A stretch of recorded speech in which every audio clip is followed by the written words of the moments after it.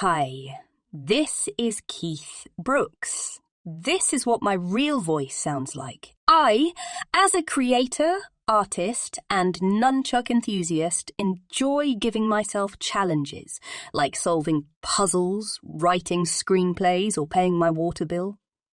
A recent challenge I challenged myself with that has proven to be quite challenging is a project in which I spend 100 days playing and researching 100 different musical instruments, making videos about them and posting them to social media. Here you'll find that previously described 100-day challenge in 10 long-ass segments for your consumption pleasure. Enjoy or don't. I don't care. I'm Keith Brooks.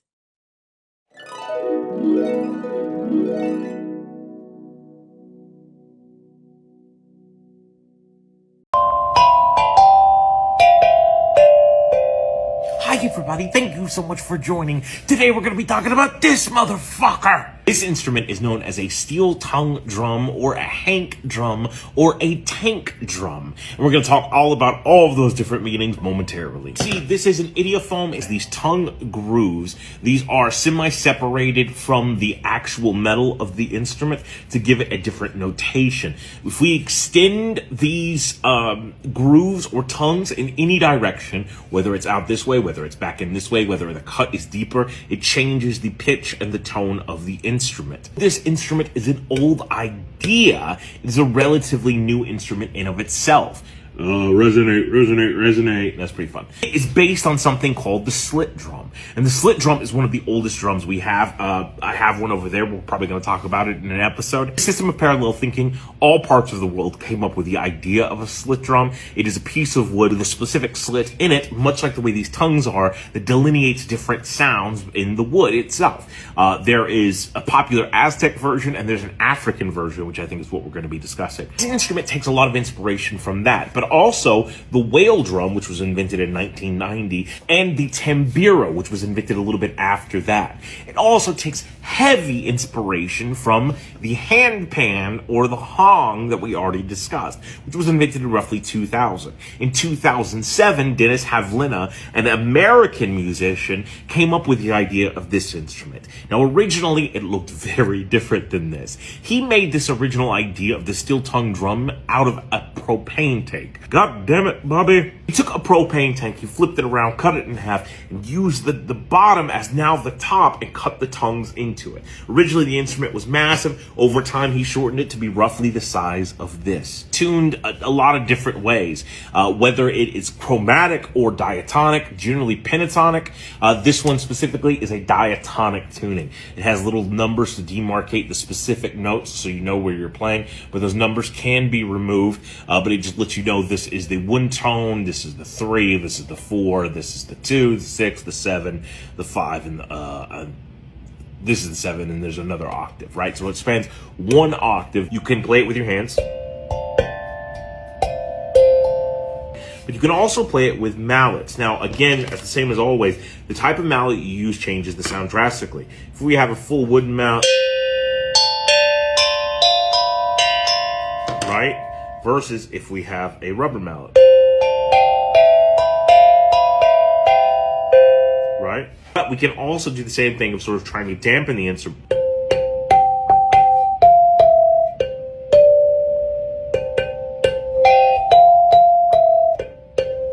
Nice, sweet tone to it that I absolutely adore. I think it's such a beautiful, lovely instrument.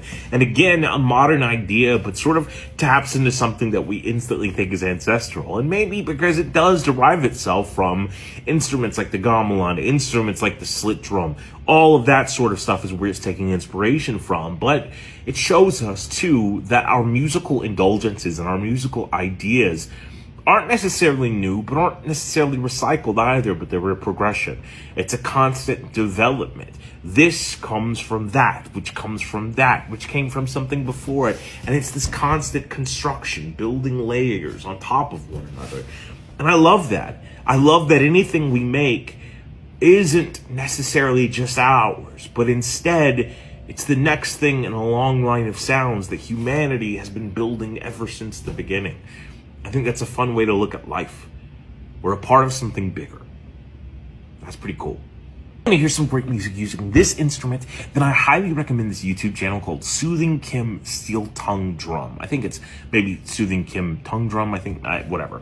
Check it out. You're going to find some really amazing stuff. The musician there covers some amazing songs, and they're very beautiful, using a variety of instruments in this family. It's absolutely wonderful. And so are you. Hey, do you feel bonita? Because you look bonita. Day 41 of 100 Days of Musical Instruments. Bye, everybody.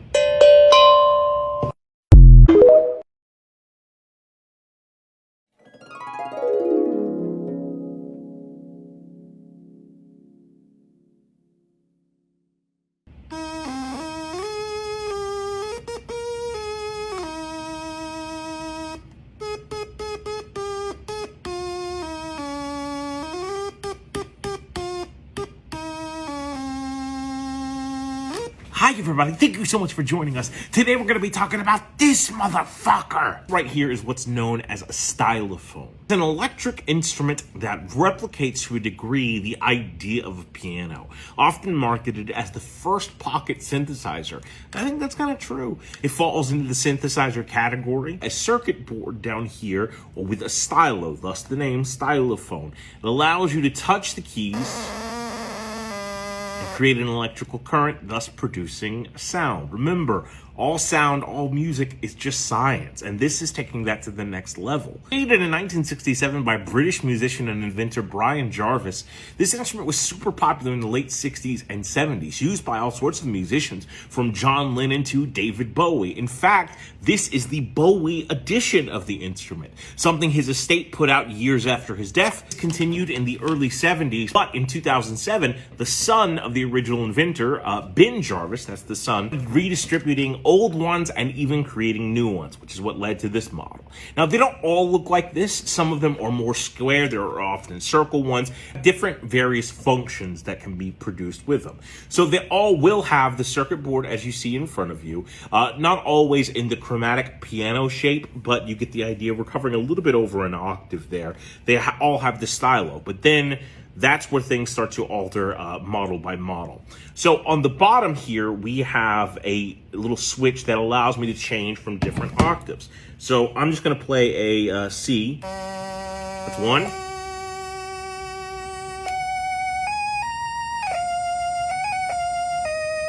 So I can change all of my octaves and stuff like that, which is kind of cool. On the back, I have a pitch key.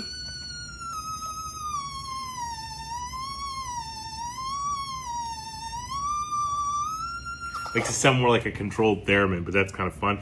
I have an on and an off switch. I have the volume over here. It's low. That's on high. And then I also have something called a vibrato. Now, vibrato is when you bend the notes or alter it ever so slightly. Vibrato is the vibration of a sound. That's where we get the name vibrato. Think about when you sing a note. Ha! Notice the quiver? That's vibrato. And this instrument allows us to replicate that. Here is it without vibrato. There's it with vibrato.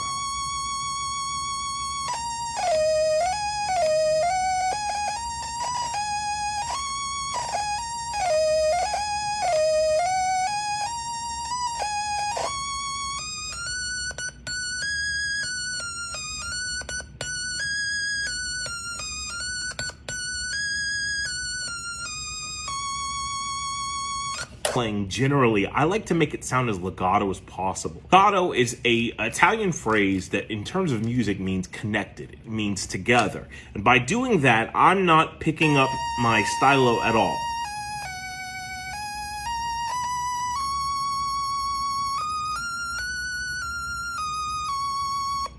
Right? So that's sort of the idea.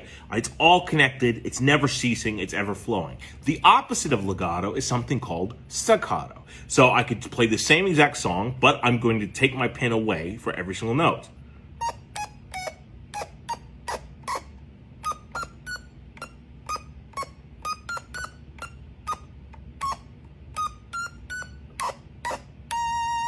Now, the reason I prefer to play it legato as opposed to staccato is that sometimes the action, how the note starts, gets a little fuzzy when we first put the pin down, right? But that smoothness is often fun to play, but it does mean that I have to hit other notes on my way to the specific note I'm trying to hit, thus giving me more of a glissando effect, which we talked about glissando earlier when we talked about the flexitone. It all ties together!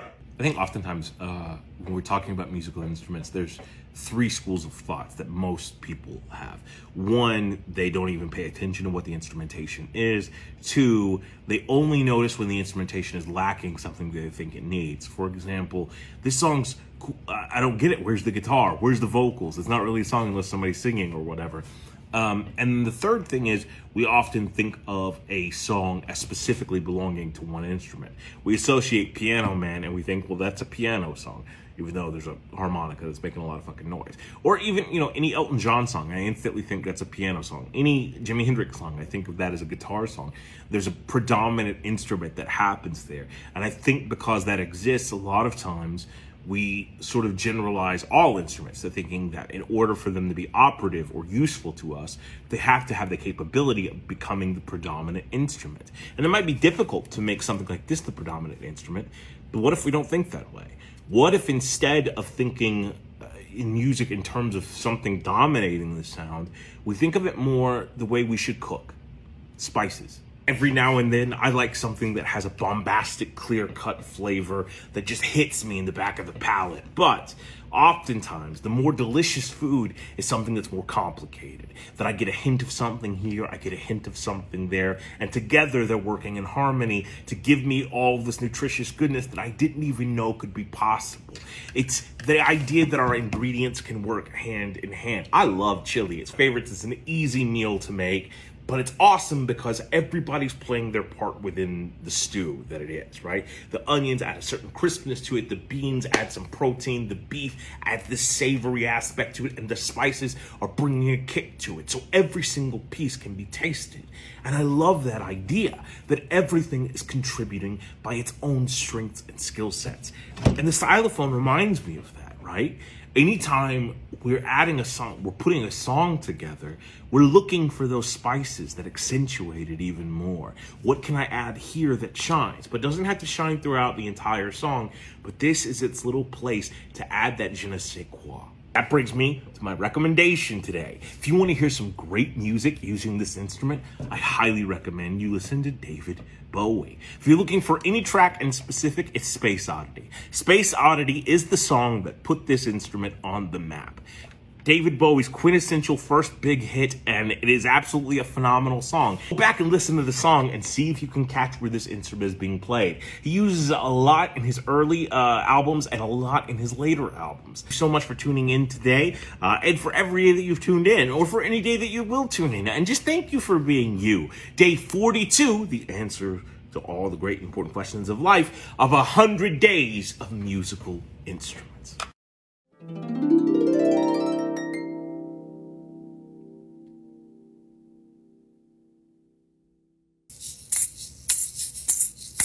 Hi everybody, thank you so much for joining. Today we're going to be talking about this motherfucker. This instrument right here is referred to as a kashaka, or a boom kashaka, or an asalato, or a keskes, or a chengache, or a patiko. A lot of different names for this cool ass rhythmic instrument that comes from originally West Africa. Now each of those names is specific to a specific region. Like the patika is like the Japanese version of it, the kaskas I think is the Senegalese version of it, and all sorts of stuff. Oftentimes in America it's referred to as the boom kashaka.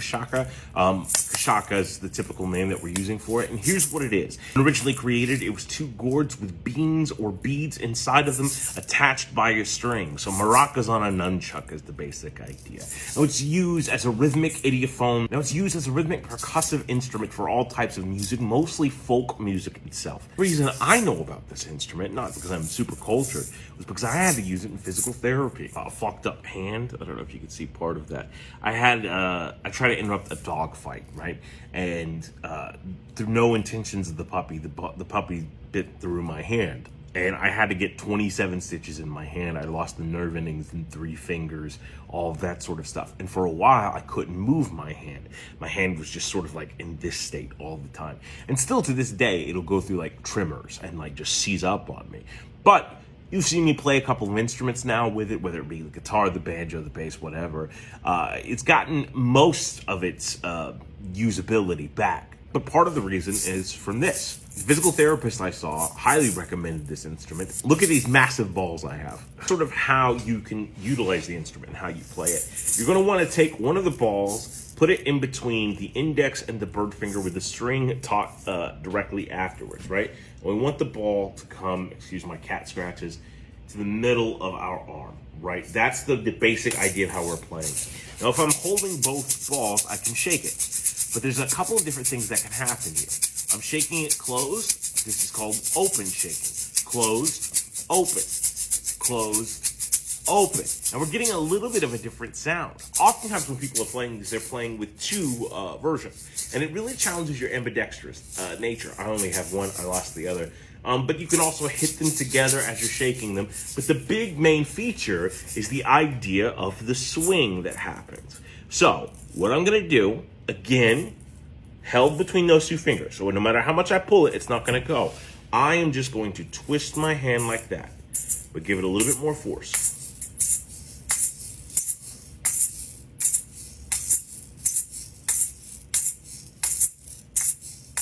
Get the idea? Now it's important that my thumb stays exactly where it is and that the rope goes around my thumb so that we get that clack noise. If I move my thumb, it fucks everything up, right?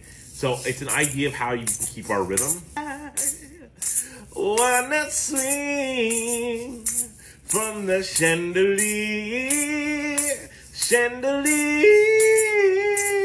I wanna swing from the chandelier, chandelier. It does, surprisingly enough, work the muscles down here, even though all we're doing is this sort of motion with a little bit of a tilt and a pull to try to get that string all the way back around. One of the other challenges is the catch, right? Move this ball a little bit that way so you can grab this other one.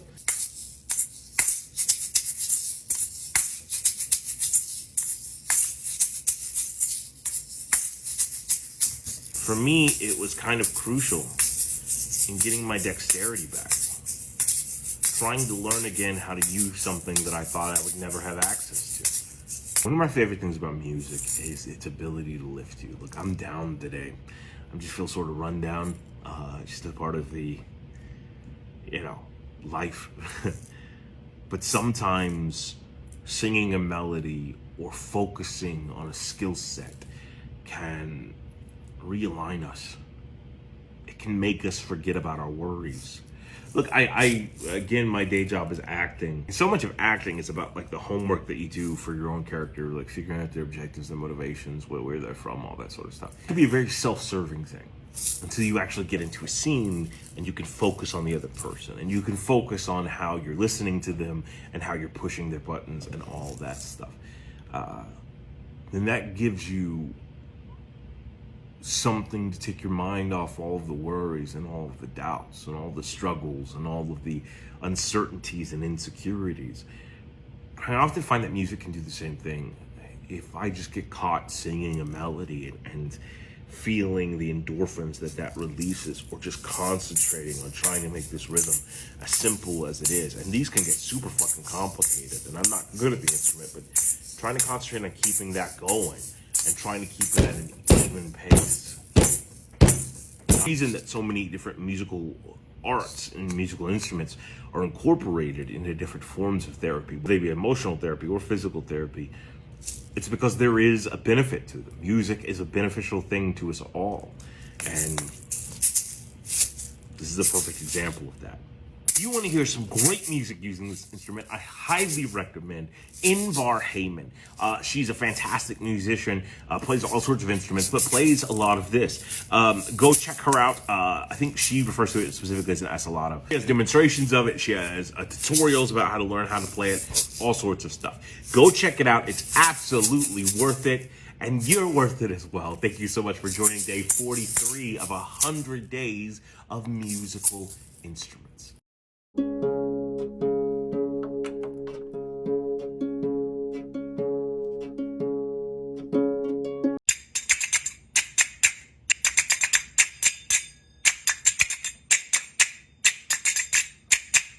Hi everybody, thank you so much for joining. Today we're going to be talking about these motherfuckers. These are what's known as zil, or sagat, or zagat, or finger cymbals.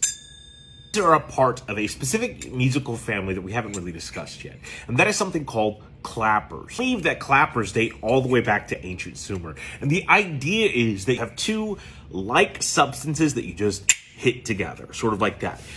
These belong into that, claves belong into that, just getting two rocks and hitting them together belong in that. In ancient Rome, these start to become super popular things. Generally in Rome, they're a little bit bigger. Oftentimes you will see them tied to the hand instead of the finger, so it's like the monkey toy thing. Finger cymbals do show up in some Roman illustrations, but then for a period of time, they're lost. Similar to the bugle when we were talking about that, the fact that one existed in ancient Rome and then just sort of vanished out of European culture for a long time. We don't know if these vanished entirely or if they just went to the Middle East and weren't talked about for a while. But our next appearance of them occurs in the Middle East, and that's arguably where they become the most popular. I remember we said the word zils earlier when we were talking about the tambourine, and that's because these are the things that are inside of your tambourine. In Arabic culture, these would become exceptionally important. Not only would they be used in the Ottoman Empire as part of the marching bands, but also as a religious practice to ward off evil spirits, namely something known as the jinn. In Western culture, we have sort of transliterated the idea of the jinn into genie. In Islam, a jinn is an adversarial demon. Yet in Western culture, we see it more Robin Williams, Aladdin, right? Like that's what we sort of think, oh, it's a silly thing. But we're also taking it out of context. In its original context, the jinn is not a person that grants wishes, but rather a tempter. And so that wish aspect is sort of folded into that, the same way the Western demon operates. Allah gave us the gift of music, and music can be used for all sorts of things. One of those is warding off evil spirits. In Christianity, there's this idea that demons have names, and to know a demon's name is to have power over it, right? We can even see that in our folklore with things like Rumpelstiltskin, and even it shows up in our comic books, Mr. Mxyzptlk. Like that's that idea. In Islam, the idea is that each demon, a jinn, is associated with a rhythm. So if you figure out that rhythm that is associated with them, you can ward them away. You can scare them off. You can get rid of them. Zils are often used as a way to figure out, no, that didn't scare them. No, not that one. You probably know this instrument a little bit better through a different means. Probably through the influence of a group of people called the Gawazi. Originate in Egypt. They are a part of a ethnograph known as the Domari. The Domari, like the Romani, which they're often confused for, both originated from the subcontinent of India. Generalizations of the heritages of those people, so please stick with me.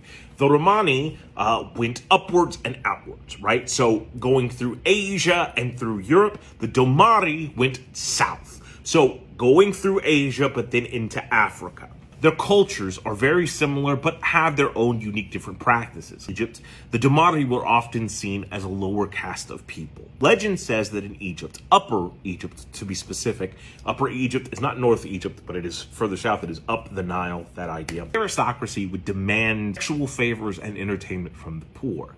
But some of these Domari thought we should be paid for our dances, we should be paid for the entertainment that we provide to you. Now, before we go any further, let me go ahead and say a couple of things. History books are often coy when it comes to the sexual practices of people throughout history. No matter what channel or platform you're watching this on, I am a sex-positive person. Pro-sex work, pro-sex in general. It's one of my favorite things to do. Like Batman, nunchucks, Doja Cat, cheesecake, and sex. And if I can combine all of those, oh my God, you motherfuckers are done. Other dancers and performers live up to the standards that men of the time thought women should be. Demure, docile, just a plaything. These women, known as the Gwazi, challenged that idea. Instead of being docile, we're going to be abrasive. Instead of being sensual, we're going to be loud and violent as we dance and as we perform. To be sexualized, and let's make no doubts about it, that was part of the intention, was to be sexual in your performance, but to do it in such a way that you took back your own power. So part of the idea was, I'm going to be as loud as I possibly fucking can.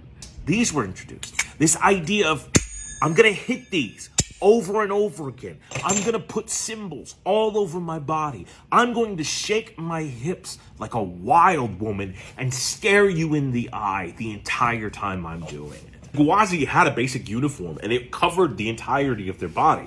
And more so, they were putting instruments all over their body. Bracelets and anklets that jangled and jingled and all of that stuff to add to the proponent of being something so bombastic. And a sexual reputation started forming around the Gwazi. It was well established in Egypt that they were the most seductive, they were the most fiery, and they were the most passionate. Gwazi would often be invited to perform for harems. Gwazi were still seen as domari above all else, so they were not allowed to even join or become a part of a harem because they were considered such low caste. Physicians of the day would tell men, if you were having problems with erectile dysfunction, go see a Gwazi. In 1830, the Gwazi were actually banned. It was made illegal to be a Gwazi. It is important to note that though we have some examples of Gwazi doing sex work, it wasn't all Gwazi doing sex work. The form of the dance became a more nuanced thing. It became more about the control of the body. Can I make a certain part of my body move while other parts don't? All Gwazi were domi. Domari, as a hereditarily passed down thing. Domari women became Gwazi. Domari men would play the instruments while the women danced, and if a Gwazi aged out of the appropriate age, she would also become a musician or a teacher. Late 1800s, Europeans became obsessed with something called Orientalism, when they couldn't get enough of things from the Far East. That idea sort of encompassed anything that could be determined as a part of the Arab world, Egypt included. So the way of the Gwazi came to Europe. It was known in French as danse de ventre, eventually translated to English, the belly dance. Unfortunately, the Romani and the Domari both were also targets of Adolf Hitler's Third Reich and the Holocaust. People sharing those ancestries were slaughtered in concentration camps and targeted specifically in the war. And it's not just in World War II. Other campaigns throughout history have targeted some of these people. And because of that, the Domari is in dwindling numbers. However, there are said to be two distinctive communities of Domari still in Egypt. One in North Egypt and one in Upper Egypt. True Gwazi are a part of that hereditary legacy, but the idea of what the Gwazi represented reaches out all across the world, and you can find belly dancers everywhere. The instruments they use is their body, and they're using any instrument they can attach to it to produce rich, exciting sounds and rhythmic concepts, right? Even when I'm playing something here, my hips might be doing something contrary, right? Because it's all about the spectacle. It's all about the show. It's about overstimulating the senses. And that's what we want the audience to perceive. But also internally, part of it is challenging yourself. Can I have complete dexterity over my body? Can I allow one part of my body to do one thing while another part of my body is doing something completely different? It's kind of like playing the drums in that sense. When you're drumming, you have a four-way divide in your body. My arm is doing something, this arm's doing something, this foot's doing something, and this foot's doing something. Now multiply that by every single part of your body, and it's kind of insane. If you want to hear some awesome music using this, I highly recommend you YouTube the Gwazi. A lot of people have picked up the art of belly dancing, and it's awesome to watch the things they can do. And they're almost always using zills. Like I said, there are still actual familial Gwazi still out there, alive today, from hundreds and hundreds of years ago. That legacy has been passed down. There's some amazing videos from the 1970s and 1980s. Now, oftentimes in these videos, they're referring to the Gwazi as gypsies, but you can find some amazing videos of the Gwazi, the Domari, dancing and showing you this great skill set that they have and the wonderful music they produce while they do it. Thank you so much for tuning in. You're absolutely amazing. Day 44 of 100 Days of Musical Instruments.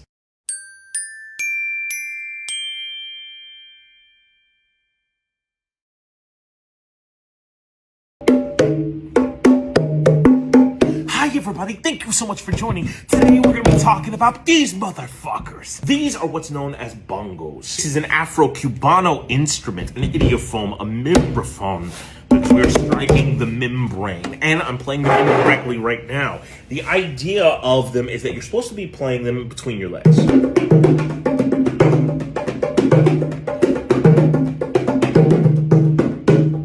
If you play the bongos, you are what's known as a bongocero. This instrument originated in the 19th century, East Cuba. Trace back the inspiration from the instrument to African-style instruments because it is hollow on the bottom.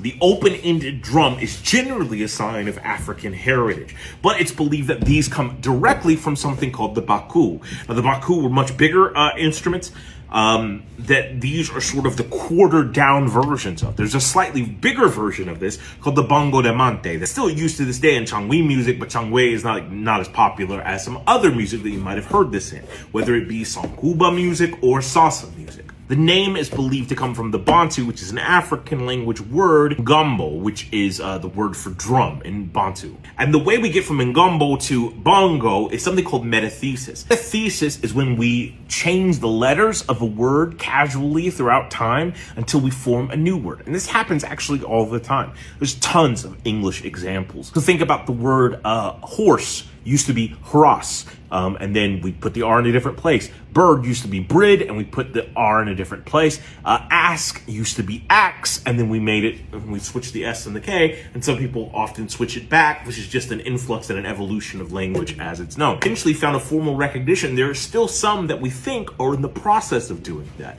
like the word prescription, but we often say prescription, or the word Wednesday, that we often say Wednesday. The next 100 years, we will eventually change the spelling of those words to reflect how we actually say them. However, the bongos were initially isolated to the eastern half of Cuba and didn't really disseminate throughout the area until the early 1900s, like 1910, 1920. Cuba was trying to embrace more than its African heritage, its Spanish heritage, and was trying to label itself as a part of the Western world. To do that, sever any ties it had to any other parts of the world. So in 1929, Desiderio Arnaz II, who was a politician in Cuba, outlawed the bongos and the conga, which we talked about earlier. His reasoning was that it represented a lower form of entertainment and invited the wild, savage civilians to become even wilder. It's interesting because Desiderio Arnaz II is the father of Desi Arnaz, who would later travel to America and make the conga, the baku, and the bongos super fucking popular. Even though it was banned, no one really paid attention to that ban because the groove was just so good. In fact, the bongos were cited as the instrument that helped dissipate some of the racism that exists in Cuba at the time, especially targeted towards the Afro-Cubano players. In the 1930s, there were a lot of bongoceros that were black, and it was illegal for them to perform on stage up until 1938. The first African-American performer to play on a main stage in Havana was a black bongocero. 1940s and 50s, the bongos found their way to America and became a part of the Afro-Cubano jazz movement. This guy right here is called the macho. This guy right here is called the hembra. This is the male, this is the female. This is the most important one, this is the melody one. If you're playing son cumba or salsa, the correct way to hold these instruments is in between your legs with the hembra always on the right side.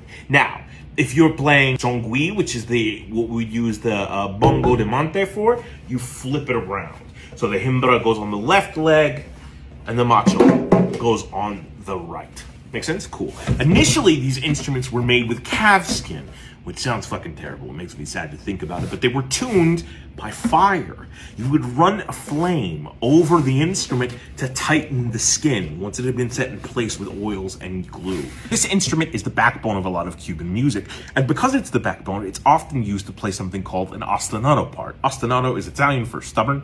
It just means it's persistent. It's something that keeps going, kind of like laundry. What we're gonna learn today, I'm putting these on the table, so the sound's not gonna be as perfect, but it's just so you don't have to look at my crotch. But you can look at my crotch. Go check out my OnlyFans. Rhythm, an ostinato rhythm that's used on the bongos called the martillo.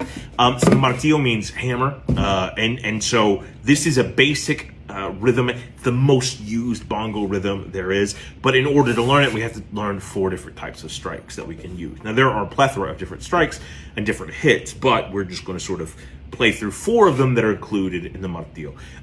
So, dominant hand, non-dominant hand. That's what we're going to be discussing. Dominant hand, we're going to go to the male, the macho, and we're going to hit the rim.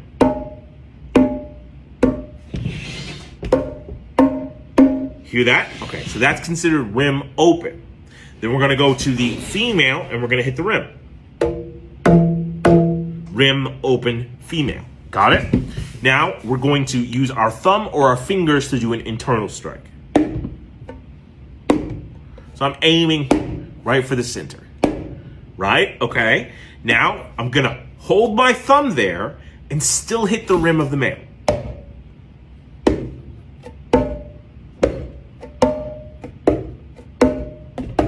Okay, so that's closed. Got the idea? So those are 4 basic strikes that you're going to be using. Now, what is the martillo? We'll start with the dominant hand first. We're just going to go rim, rim, rim, rim. That's it. That's all the dominant hand does. But the non-dominant hand does the ands. So if we're counting in 4, so 1 and 2 and 3 and 4, and the dominant hand is going to hit on 1, 2, 3, 4. 1 and 2 and 3 and 4 and 1 and 2 and 3 and 4 and awesome, great. So now this is going to hit all of the ands. We're going to start with the and after 4. 4 and 1 and 2 and 3 and 4 and 1 and 2 and 3 and 4 and now we combine it. And 1 and 2 and 3 and 4 and 1 and 2 and 3 and 4 and 1 and 2 and 3 and 4 and 2 and 3 and 4 and 1 and 2 and 3 and 4 and 1 and 2 and 3 and 4 and 2. Want to hear some awesome music using these instruments? I highly recommend 2 people. Mongo Santamaria is a fantastic musician that was just absolutely incredible in all percussion, as is Alex Acuna.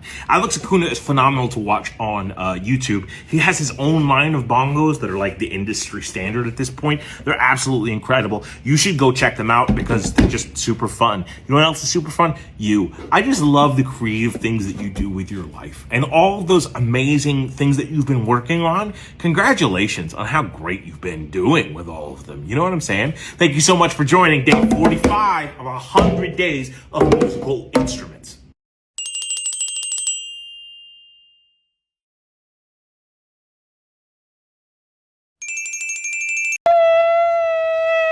Hi everybody, thank you so much for joining. Today we're going to be talking about this motherfucker. It is what's known as a shofar. It is a Jewish instrument. It's probably older than the word instrument in any language. It dates back at least to biblical time. It's considered, along with the voice and the idea of a drum, the oldest instrument in the world. Its significance, its importance in religion, its importance in history, and all sorts of stuff. But before we do, I think we should start with a couple of things. I think representation is one of the benefits that the world gains from becoming a smaller place.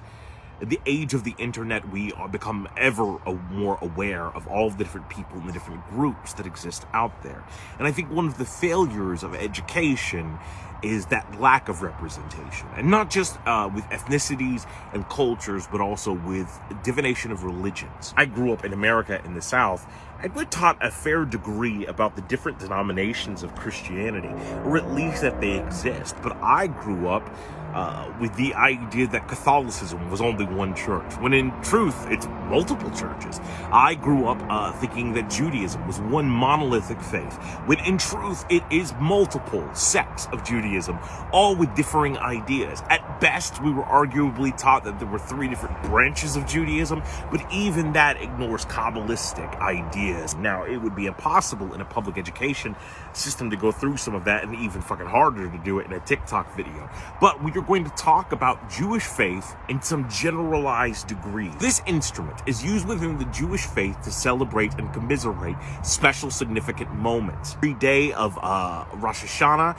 it's sounded to end Yom Kippur. It's sounded every day of the month of Elul. It should be sounded to bring the Shabbat or the Sabbath until the fall of the Temple of Jerusalem Jerusalem, and a couple years after that they stopped doing it, and it was forbidden to be played on the Sabbath. It's also considered a mitzvah to hear the sound of the shofar. Now, a mitzvah is not only a complicated idea. Again, one of those the different sects of Judaism have different opinions about. It is a commandment from God, but it is also a good deed that God gives unto us. The idea is that to hear the shofar is a mitzvah. It is both a blessing and a commandment, that we must acknowledge it. We must accept it into our hearts, that sort of idea. But within conservative Judaism, there are specific people that are allowed to play the shofar for the mitzvah. And those are men that have already heard the shofar, that are not slaves. They are free men. Women can play the shofar for other women and for themselves and for children to get the mitzvah, but they cannot play it for men to get the mitzvah in conservative Judaism. In all Judaism, really, anybody that hears the shofar may receive the mitzvah if they are willing to receive the mitzvah. It's also used to start battles in ancient times and to proclaim a winner or a loss of the battle. Technically classified as a brass instrument, also an aerophone because sound is going through it. I play it the same exact way I play a trumpet, with the same armature. Now, some shofar will actually have mouthpieces put on them, attached to them. It is considered against Jewish law to paint the shofar except for the mouthpiece and the actual bell, which you can trim in gold or silver or whatever you want, but you can carve into it. And oftentimes, when you are selected as the player of the shofar, you will make your own design on it. Made out of any animal that is bovidae, meaning has a horn. Use anything with antlers because antlers are pure bone, and they can't really be hollowed out as easy. But what a horn is, keratin with then like a membrane of flesh, cartilage, and then bone. So what happens, keratin is the same substance your fingernails and toenails are made out of. So what happens is they boil it out through a very specific means and they hollow it out. So all we're left with is the keratin in order to make that sound. Cow is the least likely to be used in the creating of a shofar. Different sects of Judaism will have their different preferences of which animal to use. Now, here's an important thing. You might be thinking about some specific Jewish laws. Some Jewish laws tells us that we can't wear certain mixtures of cloths and that there's certain foods that we cannot eat.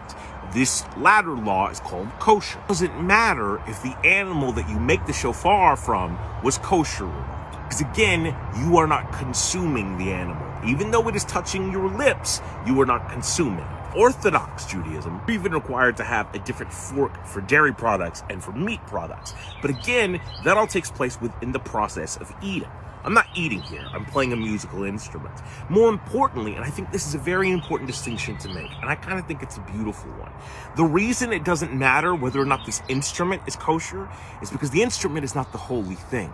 The sound it and I make together is what the mitzvah is. The instrument has been banned several times throughout history. Also made illegal during the Spanish Civil War and in Poland during the 1930s. And in Poland during the 1930s and 40s. Most actions that were considered part of Jewish celebration were made illegal during these time periods, various places throughout the world. In Spain specifically, members of the Jewish diaspora wanted to be able to play the shofar because it was such an important part of their religion. So instead of a shofar from a ram's head, which is considered the most iconic classical one, they opted then for straight, long shofars so they could hide them in their trousers. You had a curved one, guards and soldiers might stop you and think that you had something in your pants, but if it was a straight one, they thought it was your dick. Like a bugle, this instrument has a natural harmony to it. It has no way to change the keys, but through changing our armature, we can often change the note. I don't think I could play any lower than the one I just did.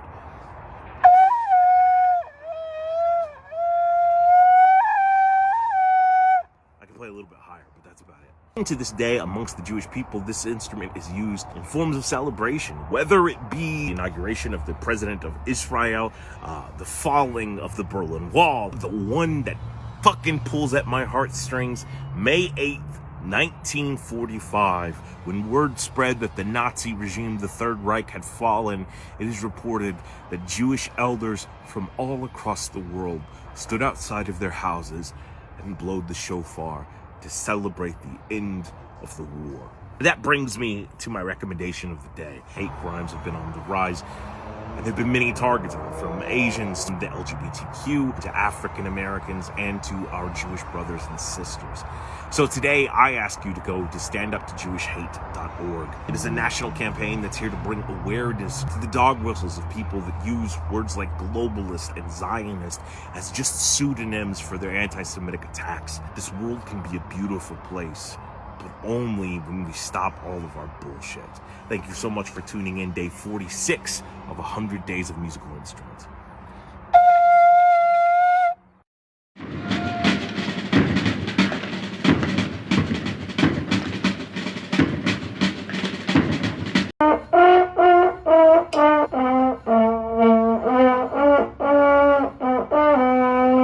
Thank you so much for joining. Today we're going to be talking about this motherfucker. This is what's known as a trombone. You might have heard it referred to as a slide trombone because this slides.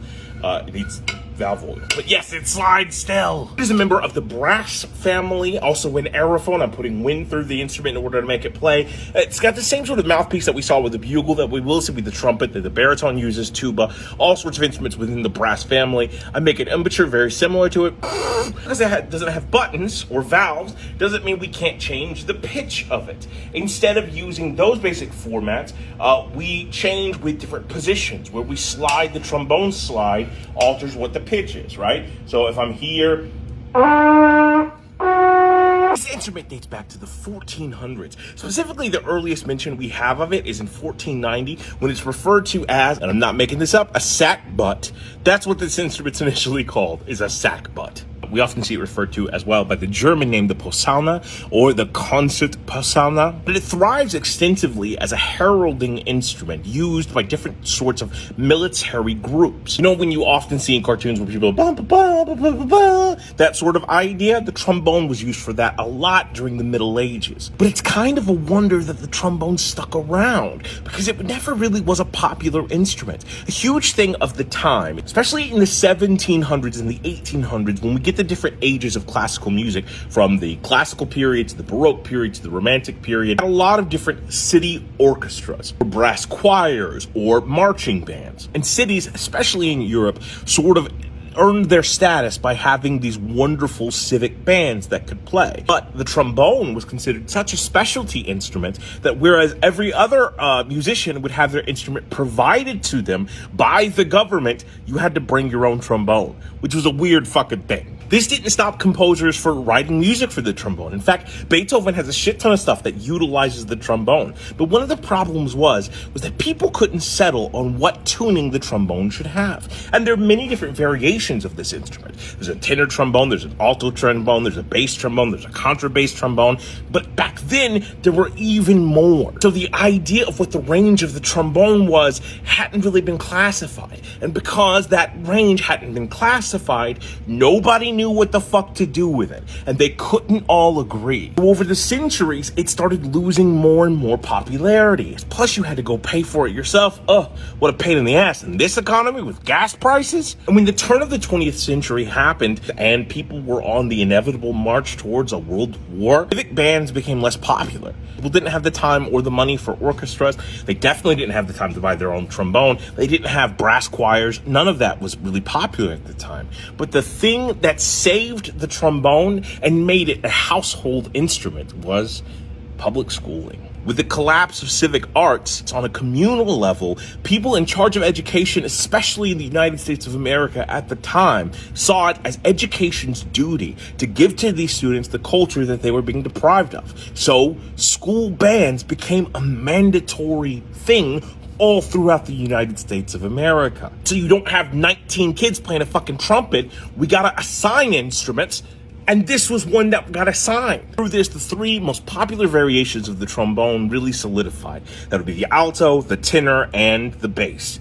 All just slightly different with slightly different tuning, sometimes a bigger bell, sometimes a narrower bell. When it was still the sackbut, it had a very thin bell. The bell's where the sound's coming from, that little thing right there. But it was because of generations now growing up in school playing the trombone, revised versions of classical music started incorporating trombone parts. It became the staple instrument that everybody knows today. In the 1920s, with swing and the jazz age, trombone solos started becoming a popular thing. And now it was seen as an instrument that could carry its own. trombone. Even in the future, Captain Riker from Star Trek, he plays a trombone. Now, there are still tons of different variations of this. There's something called the tromboon, which is a combination of the trombone and the bassoon. There is a trombone with valves on it that you can play notes with. There's combinations of trombones and tubas.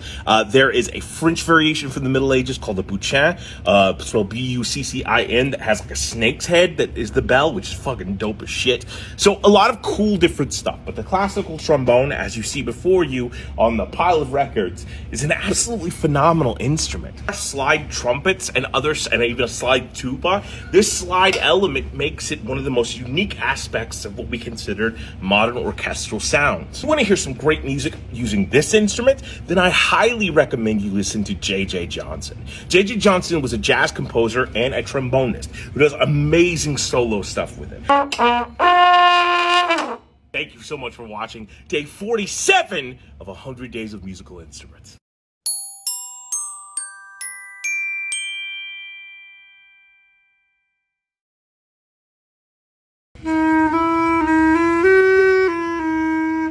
Everybody, thank you so much for joining. Today we're going to be talking about this motherfucker. This is what's known as a clarinet. It's a woodwind instrument, a single reed, meaning it has one piece of wood right here that we're playing, that we're wetting the same way as when we were playing the duduk. It's important that this becomes moist. Oh, gross word. This instrument has its origins back in ancient Greece and ancient Egypt with a singular reeded instrument that was very similar to this. The father of this instrument, or its dirty daddy, is actually a French instrument known as the chalumeau. The most prominent version of this instrument until the year 1698, when either Johann Christoph Dinner or his son Jacob Dinner invented this instrument by adding something called the register key. Now, the register key allowed the instrument to play in different pitches than it normally should. So let's say that I have this note here.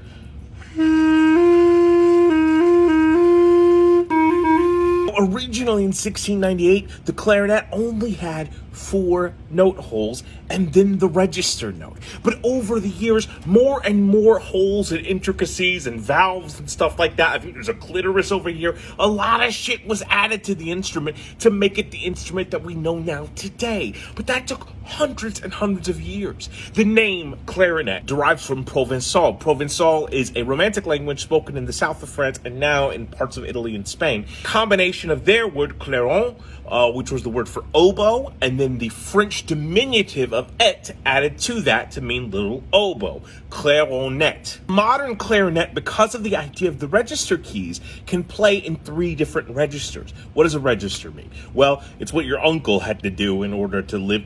Never mind. An octave is a series of notes. Normally, we assume it's 8 notes, let's say for Western music, not including accidentals. Play 7 notes, and then on the 8th, it repeats, but now we're an octave higher, sort of like the register I was playing. So, in Western music, the non-accidental notes would be C, D, E, F, G, A, B, C, and then it starts repeating itself, right? So every one of those repetitions is another octave. A register differs from that, as in it can include multiple octaves, but it defines the breadth of which the instrument can go. I can go from this E flat down here to 2.5 octaves up. That's my register. That's often hear registers referred to when people are talking about sopranos, altos, tenors, bass. They're singing voices. They're talking about their register. What is the range they can go? What's the lowest note and the highest note? Every clarinet has 3 registers. Its lowest one is referred to as a chalumeau, in dedication to the original instrument. Its middle one is referred to as the clarion, which is the original name that we get the idea of clarinet from. And the third one is called the altissimo, which has nothing I can really relate it to, but it's the highest one. All of that is being enabled by the different register keys on the instrument itself. Now, to this day, there are still multiple variations of the clarinet. In fact, the clarinet is a family of instruments, much like the tambourine. But also like the tambourine, it is also the name of the specific, more popular one. Now, this, if we want to get articulate about it, is called the French clarinet. The other popular one is called the German clarinet. The German clarinet has different keys, structure and produces a slightly different sound with a thinner bell at the bottom. You also have something called the Albert clarinet, which a lot of like Dixieland jazz musicians will play. And this instrument was really prominent in jazz music, especially in the 1920s and 30s, before saxophones really took off. Oftentimes we assume that the world we know it sort of happened overnight. But in truth, it took a long time for this instrument to develop exactly as it is. And that's okay. That's acceptable. Look, none of us get it right on the first go. Sometimes it takes years and years of struggle or building to get where we want to be and to find all of our special features. If you want to hear some great music using this instrument, I can't talk about a clarinet without recommending Benny Goodman. Look, I know it's old school, it's not popular music, and it's not really something that you're gonna dance to anymore, but he was the king of swing for a fucking reason, and he did it with a clarinet. And he's just phenomenal. The things he's doing, they're so fun. He has such wonderful melodies and wonderful improvisations on top of those. He's just absolutely brilliant. Thank you so much for joining day 48 of 100 Days of Musical Instruments. Oh, we're almost halfway there. Oh my God, live it out of prayer.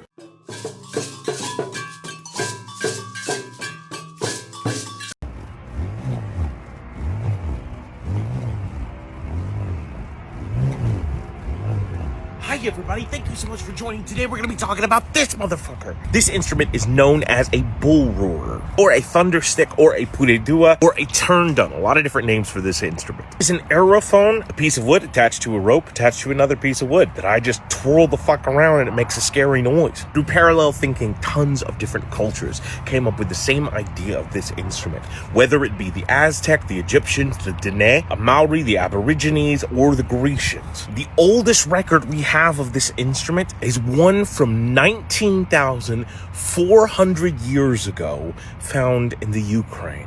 Arguably, it might have existed before that. We have paintings and illustrations of something that looks similar to this, but also could be a weapon, like a slingshot sort of thing. So it's hard to date it back even further than that. And because of that, it's hard to date where it actually originates from. Most people, though, will think of it and associate it with the cultures of the Aborigines and the Maori of New Zealand. The oldest named version of this instrument that we have belongs to the ancient Greeks, where they called it a rhombus. Rhombus derives two different meanings. One, the sound that it produces, which is sort of a rumble, where we get that term from, and then the actual shape of the instrument at the time was a rhombus shape, studied in geometry and stuff.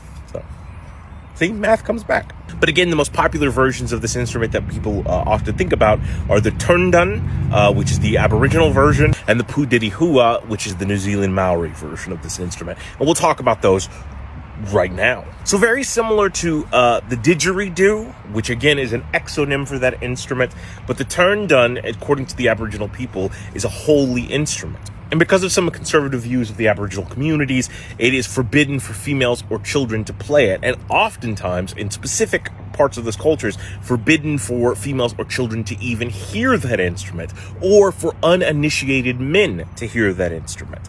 It is said to be the voice of the rainbow serpent himself. Rainbow serpent is a generic term because let's remember that what we classify as the Aboriginal community is a lot of different tribes that we're just lumping together. And they all have different faiths with different specificities, but rainbow serpent is sort of used as a catch-all for the creator god. The same way the word God with a capital G is used for all Abrahamic faiths, even though the name of that god is different within different sects and different religions. Same idea with the rainbow serpent. And this is intended to be the voice of the rainbow serpent calling out to people. Perhaps a more derogatory term, it's often referred to as a wife whistle or a wife caller as well.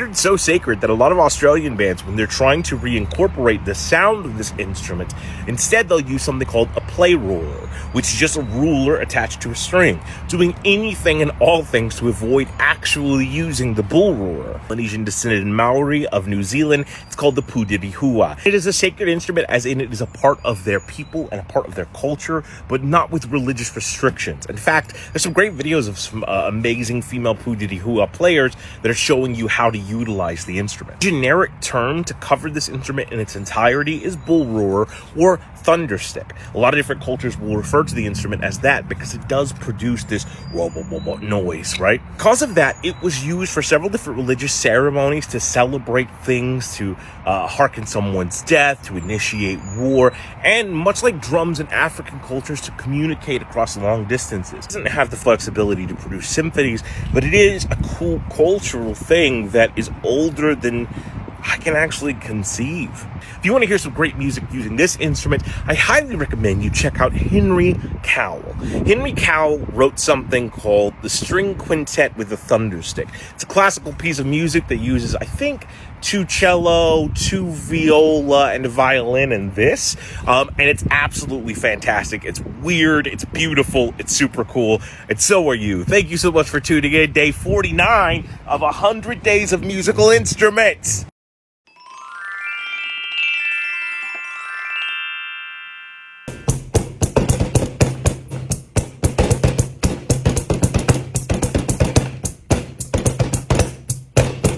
Hi everybody, thank you so much for joining. Today we're going to be talking about this motherfucker. This right here is by Latin percussion, and it's called a finger shot or a one shot.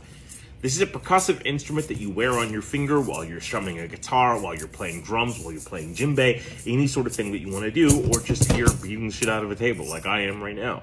The table's dirty, so it probably deserves it. The specific model of this instrument is roughly about 9 years old, made by Latin Percussion, a company that we've already discussed before when we were talking about the Afoxé Cabasa. The idea of a finger shaker is relatively undateable, like not meaning it's really into microwaving fish, but meaning we don't really know how far this goes back. It's kind of difficult to pinpoint because shakers have existed for millennia, but the idea of a shaker on your finger, it passes in and out of different generations and different cultures and all that sort of stuff, and each new one brings about a new idea along with the idea of the finger shaker. It's often compared to a rhythm ring, which is a different company's version, although this does differ slightly from a rhythm ring. And the main reason is because it's unidirectional, meaning one directional.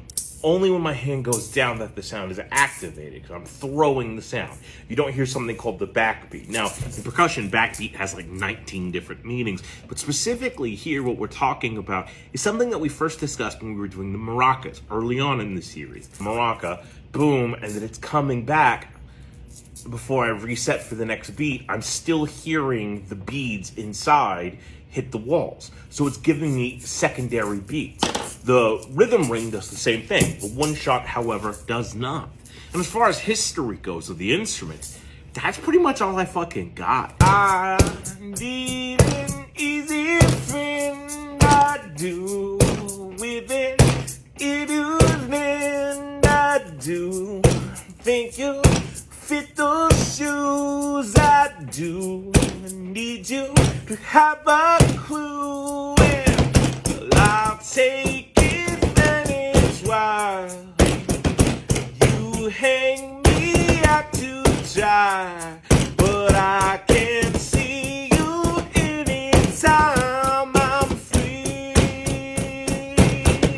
Part of the joy of this is just finding your own rhythm, finding different patterns, finding different ways to be percussive.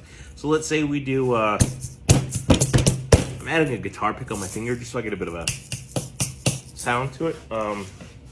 How's that one fucking song go that's been stuck in my head all day?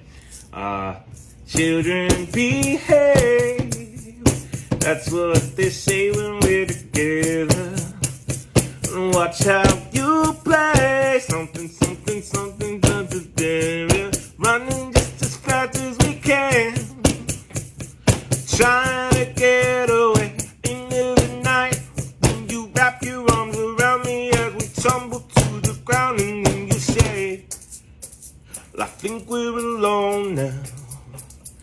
Beating of our hearts is the only sound. I think we're alone now. Doesn't seem to be anyone around. Why some people break up or turn around and make up? I just don't see you.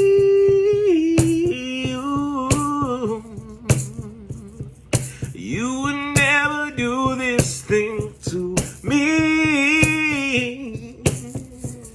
Oh, darling, let's stay together. Loving you whether times are good or bad, happy or sad. Why some people break up? I don't know the rest of the words, something like that. So incorporating claps, hammers, all that sort of stuff, just hitting it even, whatever you can do. Making yourself a part of the instrumentation. Making your entire body a part of the musical experience. It's just fun to let yourself fucking go. You know what I mean, man? I want to hear some cool sounds using this instrument by Brightest Day, by Darkest Night. Highly recommend you check out a YouTube channel called Drum Central. Drum Central is just a great tutorial channel that takes place in a drum shop. Teach you about all sorts of different percussive instruments and show you how to use them. I think it's a super fun channel. I've been subscribed for a couple of years and it's just awesome. I love the content they put out. Thank you so much for being you. Day 50 of 100 days of musical instruments. Fucking halfway there. That's awesome. Bye, guys.